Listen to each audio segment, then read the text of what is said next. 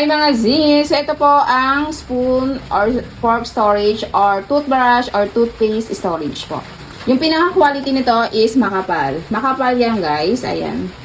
Okay? So sinasabit siya. Ayan. May kasama na rin siyang pinaka-adhesive. Again, yung kanyang pinaka-plastic is makapal. So, ayan. Meron din siyang salaan ng water. So, kagandahan dito kasi, hindi po mapapasukan ng ipis ng mga insect ang ating spoon or toothbrush. So, ayan. So, pwede siya lagyanan ng spoon, guys. Ayan siya. Ganyan siya mga maram. Okay. So, hindi po siya mapapasukan ng ipis ng mga insect. So, marami po tayo dito mailalagay na, na kutsara or tinidor. So, ayan. So, meron pa siyang pinaka-space.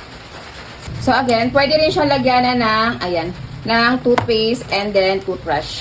Ayan, pwede nyo ilagay siya sa CR or sa inyong kusina, ha? Ayan siya. Kagandahan din dito is hindi siya napapasukan ng water, okay? So, hindi siya napapasukan ng water sa pinakaloob. Ayan, rotating siya guys sa umiikot.